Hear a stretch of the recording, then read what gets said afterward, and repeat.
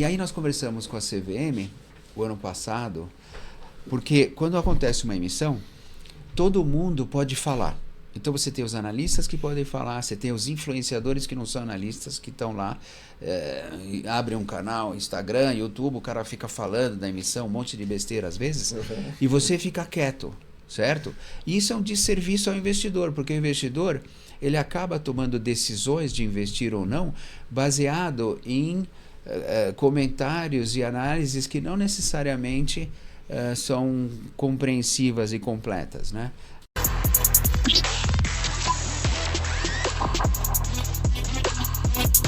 Fala pessoal, boa noite. Estamos começando mais um Fundo do Baú aqui. Eu estou aqui do lado do meu colega Marco Saravalli mais uma vez. Bem-vindo, Marco. Muito boa noite, bom dia, boa tarde, dependendo do horário que você estiver vendo, né? Nosso Fundo do Baú, sejam todos muito bem-vindos. E até tem o pessoal fanático aqui no Fundo do Baú, são conhecidos, sabe como? FDBs. FDBs? Fundo do Baú.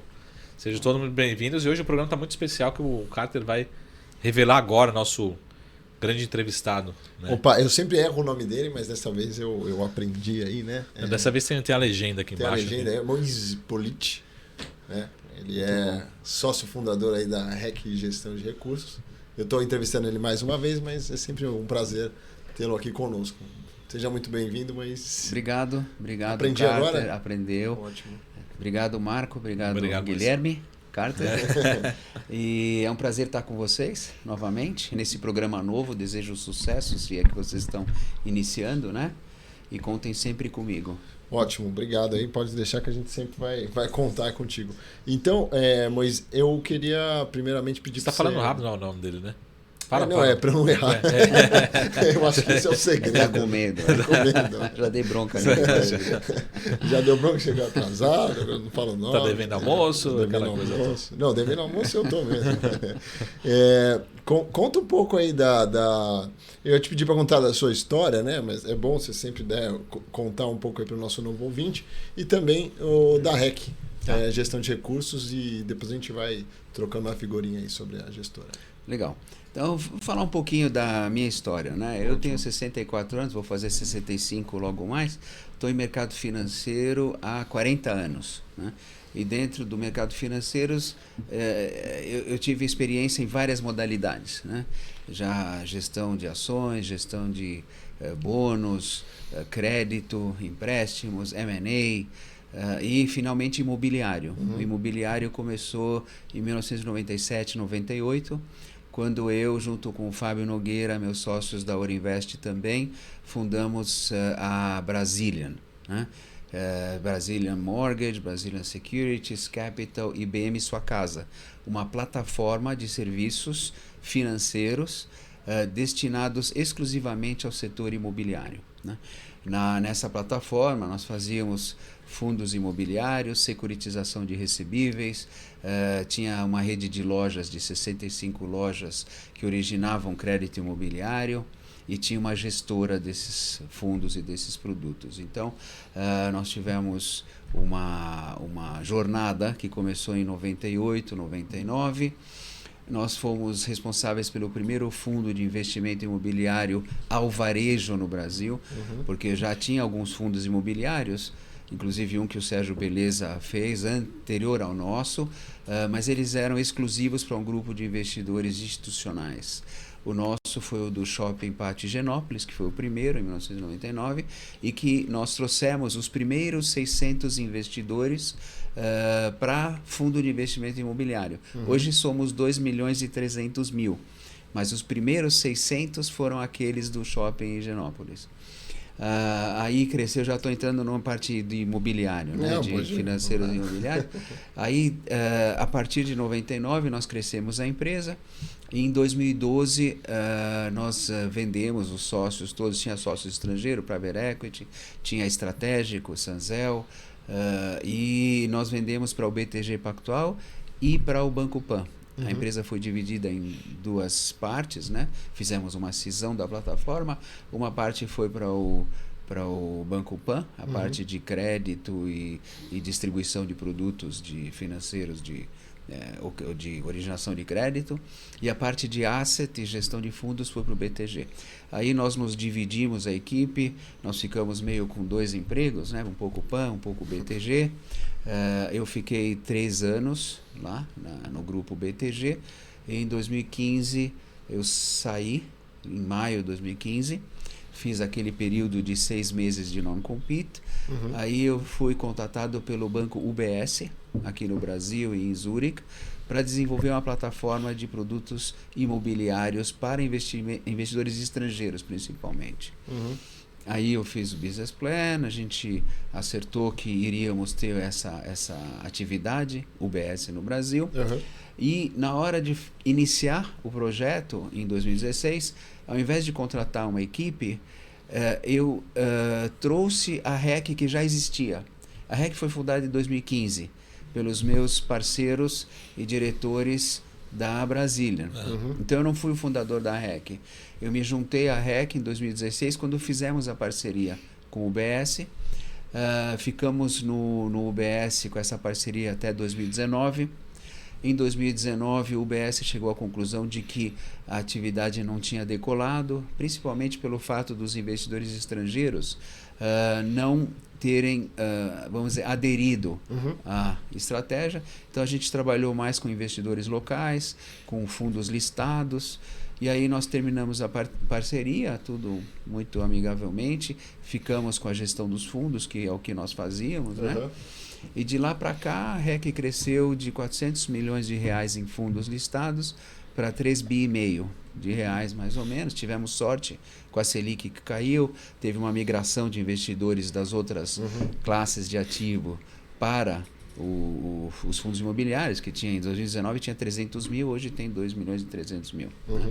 Muito ajudado pela queda da Selic, né? Então, hoje a REC, nós somos 16 colaboradores, temos 4 fundos de investimento imobiliário, de recebíveis, que são os CRIs, de lajes, escritórios, né, lajes corporativas, centros de logística e distribuição e um fundo de fundos. Né? Então, é mais ou menos essa a história resumida da REC. Ótimo. Pô, muito bom, hein? Só voltar ali começar pelo Pátio de Higienópolis. Como é que foi a história do Pátio de Higienópolis? Ele fez o fundo já ajudando na construção ou construiu, depois vocês compraram o shopping? Exato, funcionou da seguinte maneira. O Fundo Higienópolis, que foi idealizado e desenvolvido pelos irmãos Malzone, né? O Victor e o Paulo Malzone, ele estava sendo construído e quando chegou, acho que uns 5, 6 meses antes da inauguração, e estava sendo feito com recursos próprios dos Malzone. Chegou um momento onde se precisava de um financiamento para o término da obra do shopping. Algumas alternativas eram financiamento bancário, outra alternativa seria debentures, né? Mas aí o meu sócio Fábio Nogueira, que tinha contato com os irmãos, sugeriu que se fizesse um fundo imobiliário para se levantar recursos para terminar o shopping. E isso seria um capital perene, um capital friendly, amigável, né? E eles toparam. E aí nós fizemos o primeiro fundo que adquiriu 25% do empreendimento. Né? Então, 25% do shopping foi adquirido pelos 600 investidores para terminar a obra. E na época foi avaliado em 160 milhões de reais. Foram 40 milhões de reais por 25% do shopping. Então, essa foi a história. A partir disso, nós na Brasília fizemos mais de 50 fundos imobiliários, 15 bi, quando foi vendido em 2012, 15 bi mais ou menos de fundos imobiliários, 12, 13 bi de securitização. Nós fomos pioneiros e tínhamos, vamos dizer, a maior fatia de mercado desse setor. Né? Porque ainda era inexplorado. As outras instituições não se dedicaram a isso. Então, em 2012, a gente tinha, sei lá, 56% de market share, alguma coisa desse tipo. Muito bom. E continua caro, né? Bom, não posso falar, né? Mas, o quê? O o shopping? Higienópolis. Para fazer compra ou para o fundo Não, imobiliário? não, Os não, dois. o fundo mesmo. A cota é uma cota que valorizou muito, né? E quem tem não solta, o negócio. Não solta, exato, não tem liquidez, exatamente. Nem sabia que tinha passado. Isso, só uma curiosidade, coincidentemente, os fundos imobiliários começaram em 99, né? Você falou? Para varejo, sim. Eles começaram um pouco antes, 97. 90... Porque a pergunta assim, aqui no Brasil, foi por conta ou foi coincidência, após o Plano Real, que por conta da estabilidade econômica a gente permite a construção dos fundos imobiliários? Porque eu fico imaginando assim, imagina um fundo imobiliário numa época de hiperinflação, ou de trocando moeda a cada período. Foi uma coincidência ou realmente o Plano Real... a legislação, eu não lembro se a legislação de imobiliário, de fundo imobiliário foi 93. Foi 93. Então a legislação que permitiu com que se constituísse os fundos imobiliários é de 93. Perfeito. Então a partir da legislação o pessoal começou a usar esse veículo, né? Então ele não tem muito uma correlação direta com a situação macroeconômica, mas sim com o fato de que esse instrumento foi criado pela lei e foi utilizado pelos agentes econômicos. E criaram aquelas benesses no Brasil, né? Vamos ajudar aqui, então dá uma isençãozinha aqui, né? A isenção veio depois, porque inicialmente tinha o... mas aí deu uma decolada. A isenção ajudou muito, porque a isenção fez com que os investidores, pessoa física, né? Privados de varejo, tivessem interesse, porque você podia comparar uma taxa com imposto com uma taxa sem imposto. E esse advento da isenção fiscal, que eu defendo muito, ele é um benefício não ao investidor, ele é um benefício ao tomador dos recursos. Por quê? Porque tendo uma isenção fiscal, os recursos que chegam na ponta tomadora do empreendimento imobiliário, então eles chegam num preço mais acessível. E vamos dizer, como se diz, a não cobrança do imposto pela Receita, pelo governo, se transforma numa arrecadação muito maior na ponta. Porque o setor imobiliário é um setor de criação de emprego, desenvolvimento, crescimento de PIB, onde você tem um fator de multiplicador. R$1 que é investido no setor imobiliário, você tem uma multiplicação muito maior em PIB e imposto, né? Então é uma coisa, se você faz uma conta assim em grandes números, se você fala em 150 bi de fundos imobiliários, grandes números, que seja 10% ao ano, que é 15 bi, 20% é 3 bi de arrecadação anual versus o que ele né, gera na ponta produtiva. Então, e no passado você não tinha esse direcionamento de recursos de longo prazo. A única fonte de recursos anterior aos fundos imobiliários era a poupança, né, o crédito imobiliário. Então você tinha a poupança, que é curto prazo, diário, você tinha o não interesse dos bancos em fazer empréstimo de longo prazo, mas tinha compulsoriedade, né? 60% tinha que alocar ou tem que colocar em crédito imobiliário. A um custo mais elevado, né? E não se conseguia alongar os prazos, né? E o setor imobiliário é um setor que necessita de recursos de longo prazo. Então, ao você trazer essa atividade para fundo imobiliário, você casa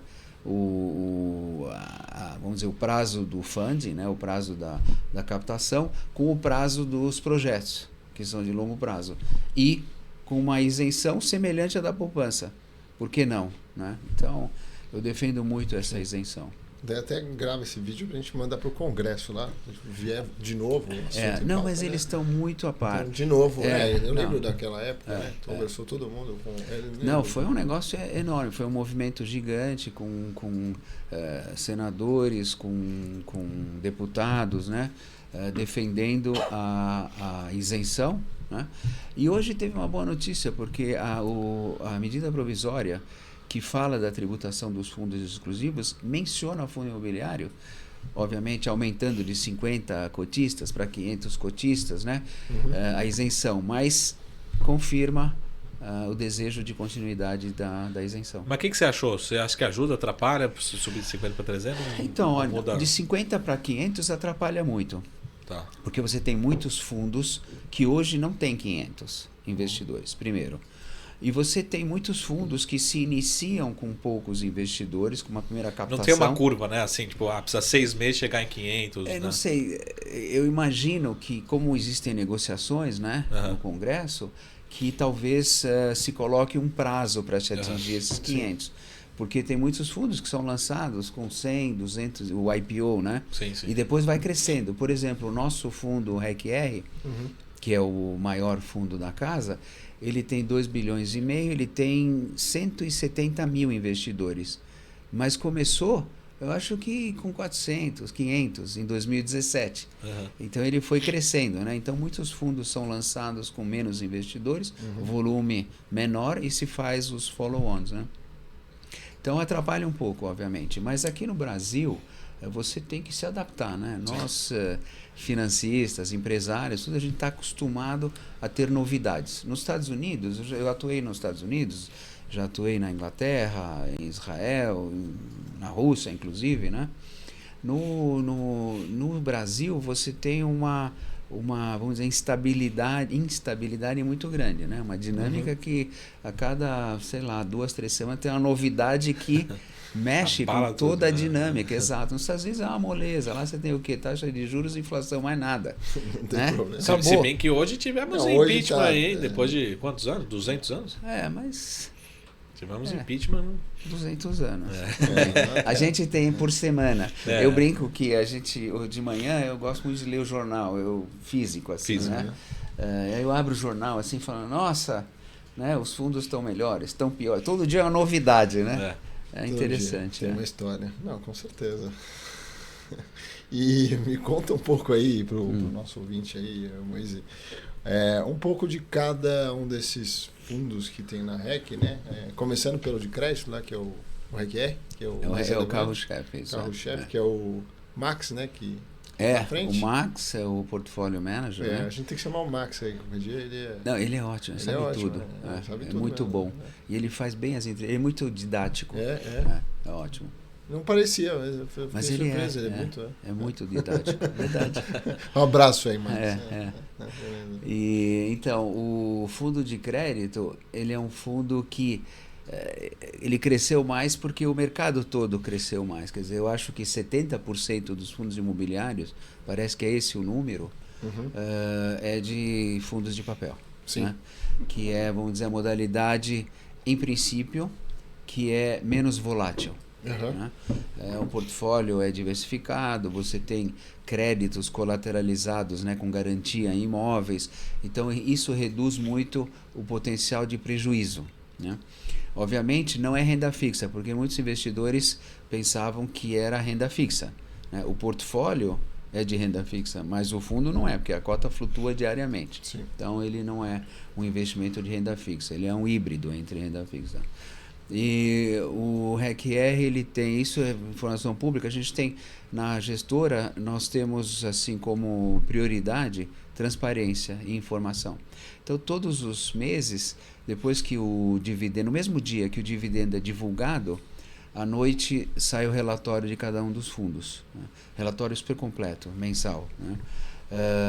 Então no REC-R nós temos 92 CRIs diferentes, todos atualmente performando, exceto um pequeno de 4 milhões, que é Ávida, que é um loteamento lá no Mato Grosso, que está em RJ. Né? Um fundo de crédito, obviamente, ele não é 100% à prova d'água. Quer dizer, você tem alguns créditos que não performam. A gente teve na carteira 3 créditos que não performaram, tiveram problema de crédito, a gente recuperou as garantias. Então, resolvido. Né? É impossível uma carteira de crédito sem PDD, o problema é o tamanho. Exato. Então, como tem diversificação, você tem percentual pequeno, e como você tem aquele loan to value, que é a relação dívida imóvel de garantia, a sua probabilidade de perda é muito pequena. Né? E num fundo de crédito, numa carteira, a gente começou a fazer CRI no ano 2000, a equipe, na Brasília, então tem uma certa experiência nisso, né? Mais ou menos. A idade do Carter, mais ou menos, experiência. Calma, eu cheguei nos 40 ainda, não? E o que acontece é que você tem que primeiro originar bem, estruturar bem. Né? Então, qualidade dos ativos, qualidade do devedor, fonte de repagamento, da onde vai vir os recursos para repagar o CRI, qual que é o coverage ratio, o percentual de cobertura, né, mensal. Então, entra um fluxo de caixa de 130% do valor da PMT, da prestação mensal. Então, tem todos essas análises e esses indicadores importantes na estruturação. Depois, a segunda etapa é o monitoramento. No nosso caso, nós temos um monitoramento mensal. É uma reunião mensal com o Comitê de Investimento de Crédito, onde a gente revê todos os 92 CRIs. Né? Inclusive foi essa semana, na segunda-feira, onde a gente vê como é que está isso aqui, como é que está repagando, tem obra, está andando. Então, o monitoramento é muito importante. Semanal? Não, mensal.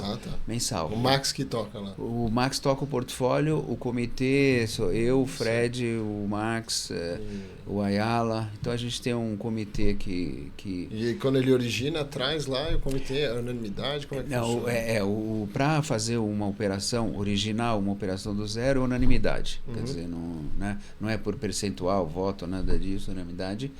E após a aprovação, né, do comitê, é feito o CRI estruturado e o monitoramento, que é uma vez por mês, a gente olha como que está o fluxo, se está recebendo, se não está usando do fundo de reserva, se usou o fundo de reserva tem que repor, porque o importante é você agir rápido. Quando você identifica uma situação que pode gerar problema num CRI, você tem que agir rápido, porque o tempo é contra você na qualidade de credor. Então, e se tiver problema, você tem que ir e executar a garantia e, vamos dizer, ter a sorte e ter tido a competência, talvez, da garantia cobrir o crédito. É mais ou menos assim que funciona. O crédito todo mundo gosta, mas o upside dele é limitado, mas o contrário não é verdade. Exato, o upside é limitado, o downside é limitado também. Então, você... Mas Moisés, como é que a gente consegue, vocês, né, conseguem evitar que a gente vê alguns casos, principalmente nesse ano de 2023, em paralelo aqui no mundo do equity, mundo do crédito, enfim, que eram empresas AAA, empresas com bom rating, enfim. Como que o gestor consegue ter...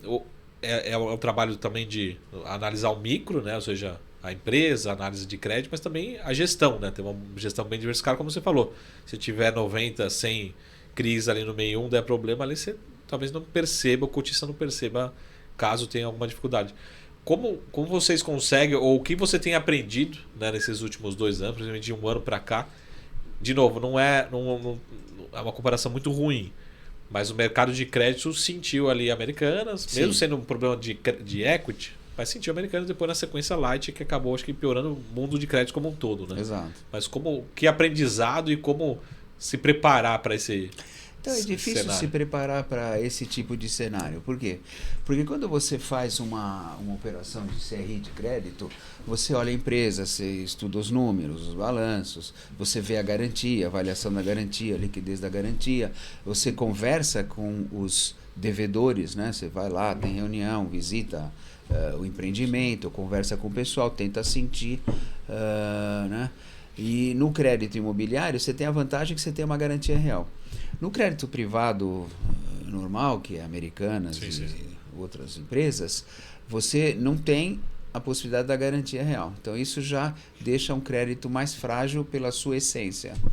Agora, contra fraude, manipulação de números, tudo é impossível. Quer dizer, quando você mencionou Light, eu não sei, mas Americanas, você fala, não, os caras há 4, 5 anos que um lançamento contábil, em vez de ir para despesa, ele vai para conta de passivo. Eu tenho um background de contabilidade também. Então, aí você fala, como é que é possível um contador fazer esse lançamento? Né? Não dá.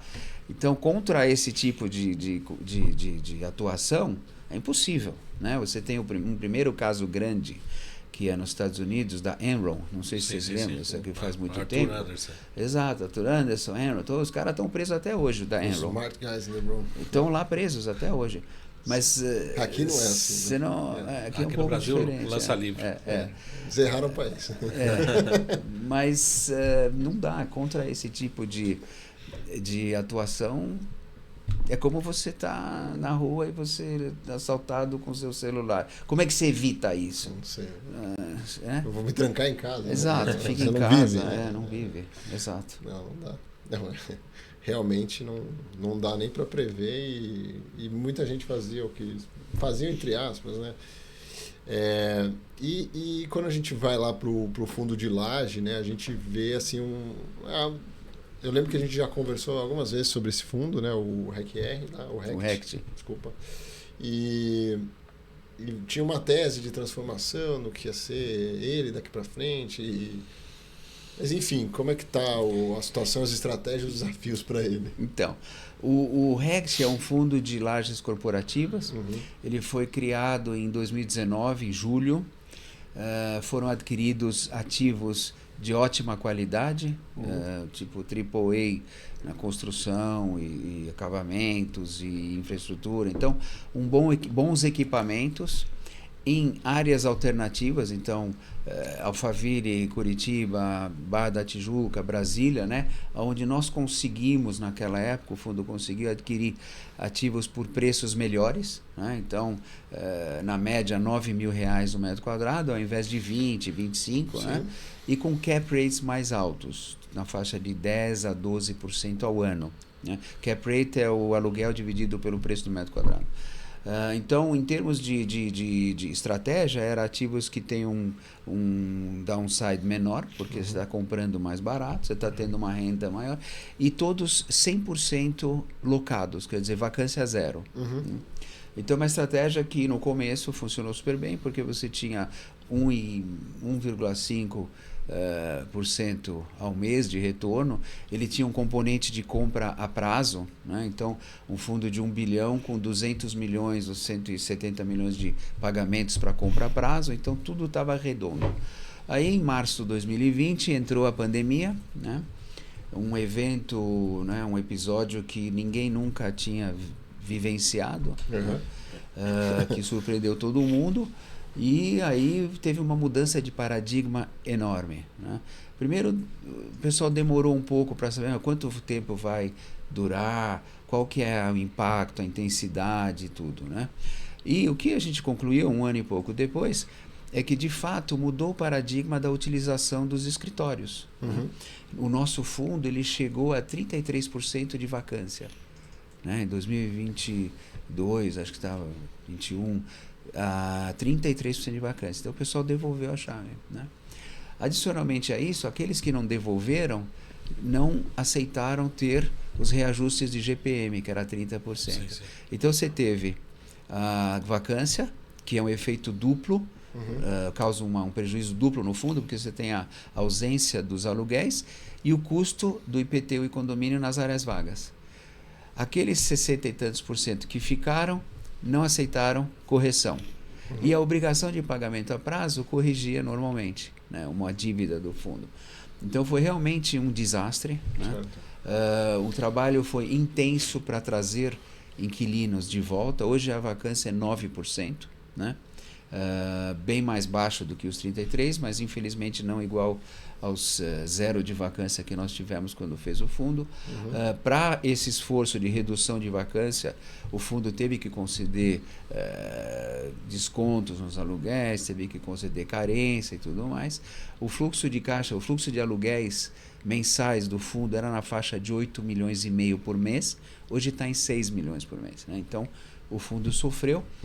O pessoal hoje usa muito Zoom, Teams, teleconferências, tudo, o que de fato diminuiu a necessidade por espaços, né? No mercado de Nova York está com 40% de vacância e tem muitos edifícios comerciais sendo retrofitados para residencial.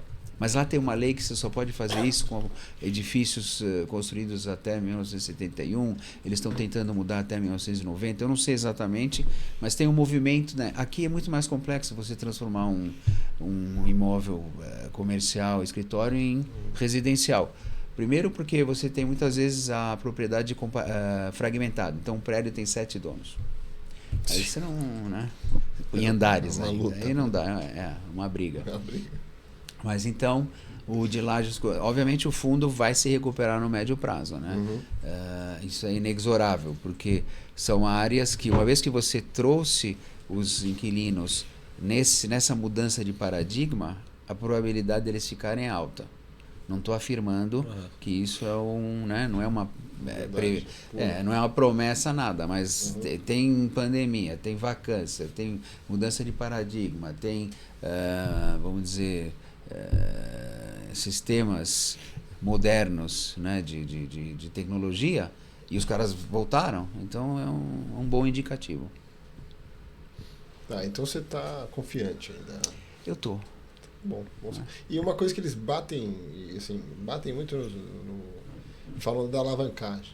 Então, da hora, tanto falando da alavancagem, eu queria que você pode explicar a alavancagem, mas qual que é o layout aí disso aí? Então, a alavancagem é o seguinte, o pessoal bate muito na alavancagem porque muitas pessoas, muitos investidores, analistas, não conseguiram compreender exatamente a alavancagem.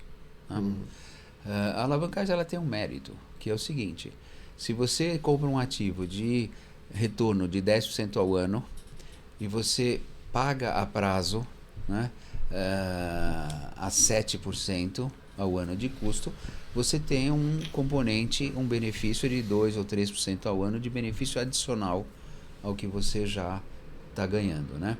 Se você faz uma alavancagem de loan to value, quer dizer, sei lá, 25%, 30%, que é o caso, o nosso fundo, o RECT, ele tem 1 bilhão de ativos com 200 de dívida, é 20%, é pouquíssimo, né? Sim, então, não é grave, é loan to value de 20%. Só que a legislação, isso é sabido desde 2000 e nada, quer dizer, não é uma novidade. A legislação diz que o fundo tem que distribuir 95% do seu rendimento, do seu lucro caixa, semestralmente. Né? Então o fundo recebe aluguéis, paga os juros, a diferença do aluguel menos os juros tem que ser distribuído. Não pode ser usado para amortizar a compra a prazo. Né? Então, quando você faz uma compra a prazo, já existe uma expectativa de que o fundo terá que fazer captações futuras para fazer face a essas amortizações. Né? Então, não é nenhuma novidade. Quer dizer, a gente fez o primeiro fundo que tinha compra a prazo, foi em 2007, que era o BC Fund. Né? Então, se sabia, né? Uma vez a cada 12 meses, uma vez a cada tempo, você vai ter que fazer uma emissão, você vai ter que captar e para pagar as amortizações. Quer dizer, a sistemática é essa. Existem algumas outras formas de quitar as amortizações, que é vendendo ativos, obviamente, se o ativo valoriza, você vende e paga, ou você faz uma assembleia de cotistas e você aprova a retenção dos dividendos semestrais. Então, para as pessoas que entendem a dinâmica, sabem que o fundo não tem, né, outras alternativas, né? Não tem uma geração espontânea de dinheiro para pagar as amortizações. É como quando você adquire a sua casa própria, com financiamento da Caixa Econômica. Você compra 500 mil um apartamento, você dá uma entrada de 250, você financia na Caixa 250, todos os meses você tem que dar lá 5 mil reais para a Caixa e ele vem do seu salário mensal. Então é uma dinâmica conhecida. Aonde que está o problema? Quando os fundos ficam deprimidos, as suas cotas, você tem a questão de fazer uma emissão abaixo do valor justo dos ativos. Sim. Que é uma celeuma, né? Não pode. Bom, por que não pode? Deveria poder, certo? Sim. Dependendo do que você faz com os recursos. E se todos aqueles investidores que têm o direito de preferência exercem, não tem nenhum tipo de diluição predatória. Né? Só que o problema é que toda vez que aparece uma emissão abaixo do valor patrimonial, todo mundo grita sem saber exatamente o que está acontecendo. Porque você também não pode falar muito, né? Agora pode. A nova legislação que saiu em janeiro desse ano Como que está a dinâmica disso? Permite agora, porque isso foi inclusive conversas que a gente teve com a CVM. A gente falou durante uma emissão. Mas o que você está podendo falar? Pode falar tudo. Tudo? Desde que não seja com um ênfase na venda. Tá. Você pode esclarecer tudo, você pode colocar lâmina de esclarecimento, tudo. Então antes você não podia, você tinha o período de silêncio muito, vamos dizer, restrito, muito exato. Você não podia falar nada. Nós tivemos uma vez em acho que foi 2004, nós tivemos suspensão de uma emissão nossa porque um dos nossos diretores fez uma entrevista. Um dos nossos diretores, quem foi? Não vou contar. Não vou contar. Não fui eu. Sobraram quantos? Três? Não. Mas não da REC, da Brasília. Lá tinha 18 diretores, você não vai adivinhar quem é. Não vou contar. Então, eu e o Fábio, a gente estava indo para Londres, pousamos lá, ligamos os telefones, foi suspensa porque deu entrevista. Bom, e aí nós conversamos com a CVM o ano passado, porque quando acontece uma emissão, todo mundo pode falar. Então você tem os analistas que podem falar, você tem os influenciadores que não são analistas, que estão lá, abrem um canal, Instagram, YouTube, o cara fica falando da emissão, um monte de besteira às vezes, e você fica quieto, certo? E isso é um desserviço ao investidor, porque o investidor ele acaba tomando decisões de investir ou não baseado em comentários e análises que não necessariamente são compreensivas e completas, né? Não vou falar que muitas vezes tem besteira, não vou falar isso pra você. Fake news. Senão o pessoal vai achar que eu sou arrogante, eu não sou, sério. Eu sou uma pessoa muito simples e muito centrada. É verdade. E aí, o que a gente falou, durante esse período, a gente não pode ficar na silêncio total. Sim. Então se você vê a legislação que foi publicada, que entrou em vigor em janeiro, os participantes da oferta podem esclarecer, podem na imprensa esclarecer, pode colocar mais informações na lâmina, podem, vamos dizer, se tem alguma informação errada, pode corrigir, né? Mas com a limitação de você não dar ênfase na venda. Então isso é uma coisa muito positiva que foi incorporada na legislação. Legal. Isso era uma dor sua, né? Não, era horrível. Sofria, mordia o travesseiro à noite. Como é que pode, tanta coisa absurda e a gente quieto aqui, né? Agora mesmo para justificar, né, uma abaixo do patrimonial. Mesmo assim não deve ter, né? Não, nós fizemos, nós já na última do RECT ano passado, a gente já fez uma explicação grande na lâmina, né? Mas não podia falar. Agora você pode. Muito bom. Ótimo. É bom. Bom, voltando aqui ao assunto a fundos imobiliários, vamos. Você falou aí de alguns produtos, eu queria que você desse um view ali do fundo de log e depois, olhando um pouco o cenário, né, que a gente teve ano passado, mudança de governo, né, mudança de expectativa, agora volta tudo, balançou o mercado no último momento. Exato. E o que a REC está vendo para o futuro? Tá bom, beleza. Então, se você puder também sempre reforçar o código em bolsa, porque o pessoal vai pesquisar depois. Então, o primeiro deles que eu falei de recebíveis é RECR11. Isso, perfeito. O de Lages é RECT, RECT. E agora é Helg, de logística, Helg 11. Legal. Então, o de logística ele é um fundo menor, ele começou há menos tempo, ele pegou, de fato, essa mudança de ânimo, de excitação no mercado de fundos imobiliários. Ele tem também compras a prazo, né?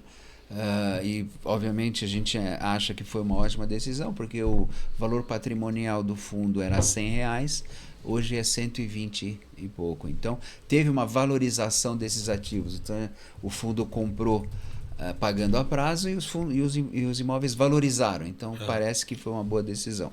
Obviamente, tem o desafio da dívida agora.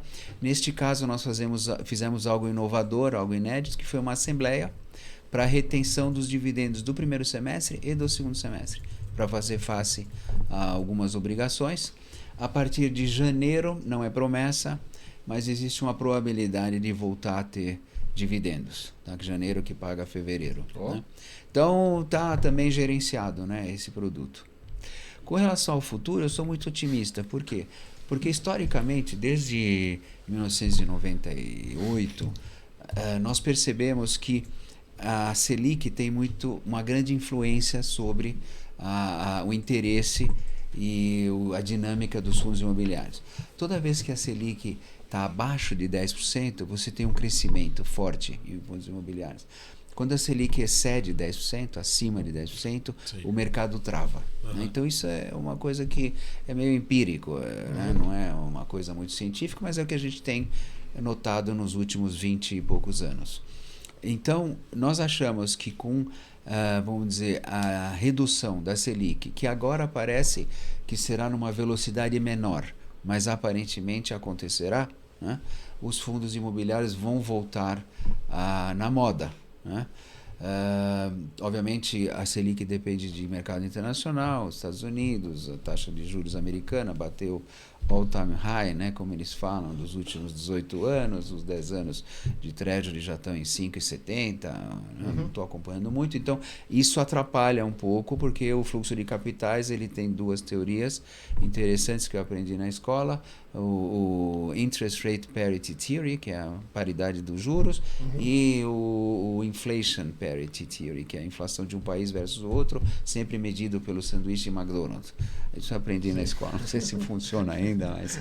Então você teve um fluxo de capitais saindo, você teve câmbio a 5,18 hoje para investir lá fora melhor do que aqui, porque aqui vai cair aos poucos. Tá? Então eu sou otimista, eu acho que depois que chegarmos a um patamar abaixo de 10% ao ano, nós devemos ter nos próximos 3 a 5 anos 5 milhões de investidores. Dos 2 e 3, 5 milhões.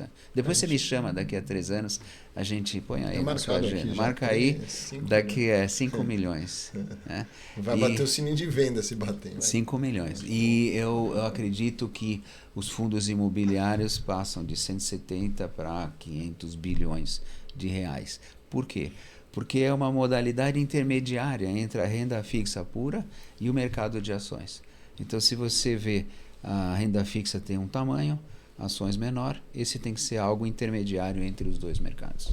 É tudo teoria. Não, tá aprendi isso em Harvard e na London Business School. Chique, foi pra lá, bacana, legal. E onde que você vê mais crescimento assim, desse... Eu vejo crédito. Ele é mais fácil de originar, ele é mais fácil de avaliar, ele tem toda uma dinâmica de risk adjusted return, né? Retorno ajustado ao seu risco, muito mais amigável. Né? O mercado de tijolo ele é muito mais desafiador. Ele tem um grau de complexidade muito maior, ele tem um potencial de ganho maior do que o de crédito, mas não tem sido a experiência que a gente tem tido. Por quê? Porque tem uma série de eventos, né? Então, e a questão é que no tijolo você tem que aonde que está o maior ganho é na compra, né? Então você tem o ganho maior comprando bem. É aí que você tem o benefício econômico maior. E quando você tem muita, vamos dizer, canalização de recursos para esse setor de fundo, você tem uma pressão nos preços para cima.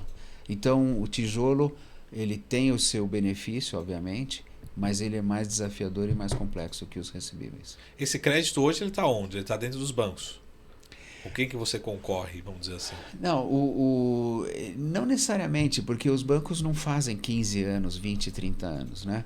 Então, ele é um crédito que eu acho que os fundos não competem com os bancos nessa modalidade. O banco faz mais capital de giro, faz mais crédito associado à poupança. Ele é um mercado que tem uma dinâmica totalmente própria. Então, o projeto novo tal, tem uma dinâmica fora do sistema bancário. BNDES? Não. Não teve nenhum impacto quando mudou da TJLP? Não tem. Eu acho que não tem essa correlação. Não. Tá. É aquela correlação da taxa de juros e da bolsa, né? No final do dia é verdade, mas você vê nos Estados Unidos isso tá... Porque tá tudo subindo. E todos os caras aqui também de multimercado que estavam vendendo no juro lá estão tomando porrada. Se eu não me engano, até o Invencível lá. Posso estar errado da SPX, mas também está tomando. Eu acho que esse aumento da curva de juros nos Estados Unidos surpreendeu muita gente. Sim. Né? Então, mas foi um rombo, né? Uma gastança gigantesca. Exato. Inflação, né? E teve muita inflação que ficou represada do tempo de pandemia e que agora você está vendo, né? Uhum. E principalmente inflação de serviços. Sim, agora vem, porque ficou reprimida na pandemia. A pessoa comprava bens, mas serviços... Deixa eu só fazer uma pergunta em relação ao business, né? Porque você é gestor, mas também empreendedor, né? Como sócio da gestora. Como é que você vê? Porque a gente viu, acho que não só no imobiliário, mas também foi no imobiliário, uma abertura de vários fundos, né? Várias gestoras. E agora a gente vê alguma consolidação, né? Será que realmente até tem quando a gente compara a quantidade de fundos que a gente tem no Brasil e o volume financeiro com a quantidade de fundos nos Estados Unidos e o volume financeiro? Como é que você vê esse movimento de consolidação? Isso. Então, o movimento de consolidação, ele não é muito simples. Uhum. Né? Nós temos, acho que talvez umas 70 gestoras de fundos imobiliários, que é um número muito grande. E o número de fundos imobiliários, 200 e pouco, eu não sei, nem sei esse número, também é um número enorme. Tá. Né? Então, vamos dizer, a lógica diria que você deveria ter consolidação. Né? Teve algumas vendas, quer dizer, aquela Habitat foi vendida para a XP, você teve a XP investindo 30% em algumas gestoras, você teve Pátria que comprou VBI, né? Mas ele não é muito simples. Agora você tem o Credit Suisse, que tem um processo, isso é informação pública, organizado de venda da gestora. Parece mas que o ele UBS não é muito gosta muito. Né? O UBS? Porque ele não naquela época agora. Sabe qual é o problema? O UBS é um banco absolutamente gigantesco. Os números são assim absurdos. Quando Agora, você coloca ainda. uma perspectiva de uma rentabilidade nessa atividade de, sei lá, 30 milhões, eu não conheço os números, versus vamos dizer, a rentabilidade do UBS, vira uma coisa pequena e que dá muito trabalho, coisa desse tipo. Eu acho que essa é a decisão maior da venda. Só que não é um processo muito simples, por quê? Porque quando você vai consolidar gestoras, você tem a questão, por que vai consolidar? Porque é para ganhar escala, para você. Mas só consolidar a gestora não faz muito sentido, porque não tem muita alavancagem operacional, escala, custos, não tem muito disso. O que é o ideal é você consolidar a gestora e fundos. Né? Na consolidação do fundo, nas fusões, você tem a questão do CNPJ. Que não dá simplesmente, comprei outra gestora, pega os fundos, junta com o meu. Não, tem assembleias, né?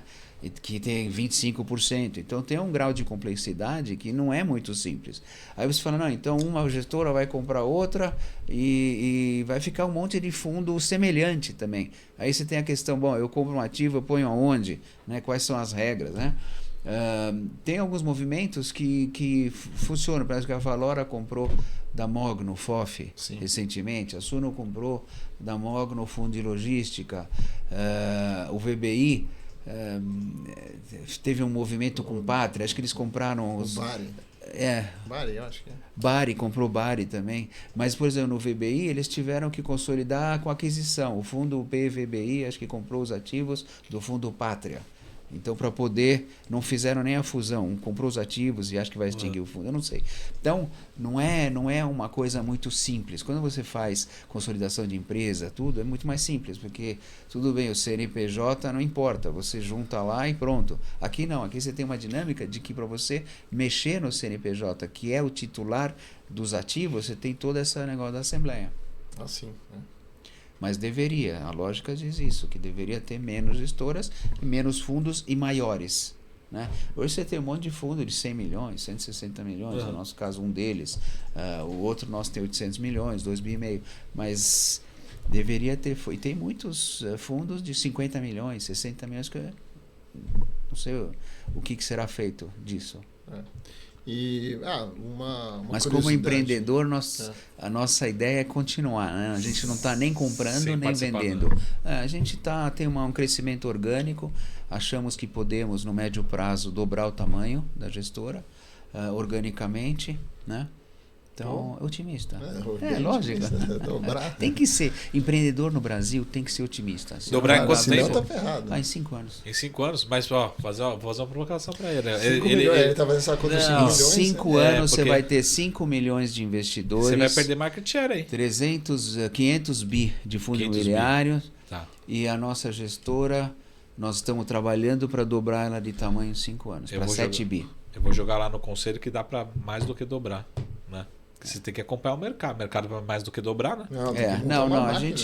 Nós somos muito conservadores nas nossas projeções, né?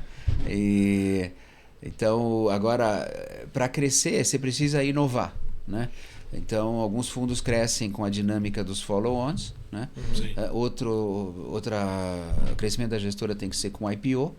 E temos que ter novidades, né? Exatamente o que eu queria perguntar para você. Tem uma novidade, né, que entrou essa semana, eu não posso falar, que eu estou em período de silêncio. Você falou, ela acabou de falar que a regra mudou. Não. Tá, a novidade da gestora. Não. Que ainda vai vir. Não, ainda vai vir. A regra é a seguinte, quando entra o primeiro protocolo, você não vai falar nada. A partir do segundo protocolo, aquilo que é o regulamento definitivo, todo o material, né? Então, isso se puder cortar, agradeço. Mas acho que tem que inventar coisa, tem que novidade. O que eu ia perguntar para você é em relação a novidades, né? O que vocês pensam em ofertar, ou ideias, ou pelo menos brainstorms, porque você é o cara lá que participou de vários fundos lá no começo, que na época era uma coisa nova. E agora? Então, agora precisa inventar coisa nova. Não é fácil, porque o mercado financeiro é um mercado de muita inteligência, né? Muita sofisticação.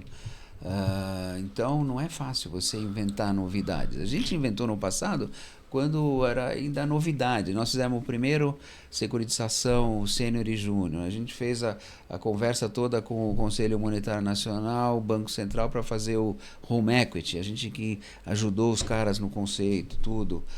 Fundo de fundos, propusemos e fizemos a legislação. Trouxemos o Banco Interamericano de Desenvolvimento para fazer o warehouse de recebíveis antes de securitizar. Então, muitas coisas a gente inventou. O primeiro fundo multi-ativo com gestão, que é o BC Fund, com compras a prazo.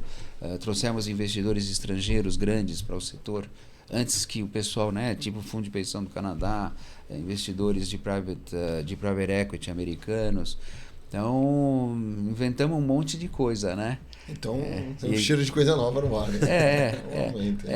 Eu só não posso falar, mas daqui a 40 dias eu talvez possa falar. Ótimo. Daqui a 40 dias já está marcado. Já está marcado para atualização. Vai ser aqui. Eu vou começar a cobrar por esses negócios aqui. Eu ofereci um almoço. Não, mas esse já está. Esse é pelas dívidas passadas. Agora o cara é bom de crédito aqui de cobrança. Então. Tem que ver se é RQR, vale a pena. Muito bom, não. A gente tem mais um minutinho para considerações finais aqui. O tempo passa muito rápido. Muito gentil. Manda um abraço para todo mundo da REC. Sempre muito solícitos aqui com a gente, com a casa, né? Beleza. E sempre uma aula. Beleza. Eu tenho 1 minuto, eu tenho algumas considerações finais. Legal. O que eu queria recomendar é o seguinte: fundo imobiliário é uma classe de ativos muito interessante, né? Que dá uma correlação risco-retorno agradável e tudo mais. Só que a minha sugestão para os investidores novos e antigos é, toda vez que for investir num fundo imobiliário, estudar o relatório, estudar os ativos, estudar a gestora, ver como a gestora pensa, ver o histórico, entender a estratégia de cada fundo, para não ser surpreendido negativamente por falta de informação. Isso é muito importante na hora de decidir sobre um fundo imobiliário e não olhar somente o dividendo yield do mês passado, né? Só para vocês terem ideia, a gente inventou uma novidade no nosso relatório, já estamos fazendo há 2, 3 meses. Os relatórios de tijolo, que é o RECT e o HELG, você tem as fotos dos imóveis, você clica lá, ele te joga num link do YouTube com aquele drone. Caramba. Então todos os ativos... O drone de vocês que fizeram essas imagens. Isso, aí o drone entra no prédio, sobe o elevador, o drone entra no andar, é maravilhoso. Então pega o último relatório, clica lá no... Então isso que eu sugiro para os investidores fazerem. Olha o ativo que você está investindo, saiba a localização, é absolutamente fantástico. Então ganhar ou perder dinheiro é válido, desde que você saiba o que você está fazendo com o seu dinheiro. Esse é um minuto final. Muito bom. Muito bom. Excelente. Muito obrigado aí, Moise. Prazer. Mais uma vez. Acertou. No final a gente fala Moise, que no final a gente fica fácil. acerta. Um dia eu vou aprender a falar francês direito. Aí você aprende. Aí a gente faz em francês. Fazemos em francês, inglês, árabe ou hebraico. Que idioma que você quiser, a gente faz. Acho que nenhuma dessas é tão complicada. Não, mas já fazemos em português, vai. Holandês, sabe? Holandês coisa, eu não falo. ou aquela coisa tipo países nórdicos. Você vê assim, o cara tem que falar inglês ali. Tá bom. Obrigado, Moise. Até a próxima. Obrigado. Pessoal, muito obrigado aí pela participação. Obrigado, muito gentil. Obrigado. Esse foi o nosso FDB especial com o time da REC. Lembrando, Moise, se você quiser deixar como é mais fácil encontrar vocês para todo mundo, ou o site, relações com investidores. Então, o relação com investidores acho que é ri@recgestão, rec-gestão. Nós temos e o site para encontrar as cartas. Instagram. O site é na www.rec-gestão. Tem o Instagram, eu tenho um perfil no Instagram que eu faço lives. Uma vez por mês eu faço a live para comentar o relatório. Seu mesmo ou da REC? Não, é o meu pessoal, a REC tem um também. E lá, por exemplo, sexta-feira agora, vai sair o dividendo e o relatório. Na sexta-feira, a partir das 7 da noite, depois que divulgou, eu entro e faço uma live de meia hora para falar dos relatórios, explicar se teve alguma coisa interessante ou não durante o mês. Né? O RI responde em menos de 48 horas tudo que chega no canal. Então, transparência, informação, muito sempre. Bom. Muito bom. Excelente. Que aula hoje, né? É isso aí, Carteiro. Muito obrigado. Obrigado a todos. Obrigado, Moise. Valeu, Marco. E a gente se vê aqui no próximo Fundo do Baú especial aqui, Fundos Imobiliários. Até mais. Tchau.